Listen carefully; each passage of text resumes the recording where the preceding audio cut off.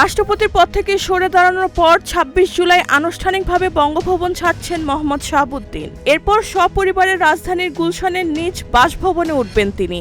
শারীরিক জটিলতার কারণে খুব শীঘ্রই উন্নত চিকিৎসার জন্য সিঙ্গাপুর অথবা ব্যাংককে যাওয়ার পরিকল্পনাও রয়েছে বলে জানিয়েছেন সাবেক এই রাষ্ট্রপতি। মোহাম্মদ শাহাবুদ্দিন জানান, হৃদরোগ, উচ্চ রক্তচাপ, ডায়াবেটিস ও কিডনি জটিলতা সহ একাধিক রোগে ভুগছেন তিনি। সম্প্রতি বাইপাস সার্জারির পর অটোনমিক নিউরোপ্যাথি রোগে আক্রান্ত হওয়ায় মাঝে মধ্যেই স্বল্প সময়ের জন্য অচেতন হয়ে পড়েন তিনি। এ কারণে সম্মিলিত সামরিক হাসপাতাল তাকে বিদেশে চিকিৎসা নেওয়ার পরামর্শ দিয়েছেন।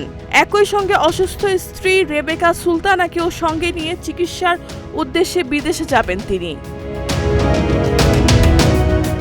তিনি আরও জানান, কয়েকদিন ধরেই বঙ্গভবনের ব্যক্তিগত মালামাল গুলশান বাসায় সরিয়ে নেওয়া হয়েছে এবং বাসভবনের সংস্কার ও প্রস্তুতির কাজও শেষ হয়েছে। এদিকে সংবিধান অনুযায়ী নতুন রাষ্ট্রপতি নির্বাচিত না হওয়া পর্যন্ত জাতীয় সংসদের স্পিকার মেজর হাফিজউদ্দিন আহমদ ভারপ্রাপ্ত রাষ্ট্রপতির দায়িত্ব পালন করছেন।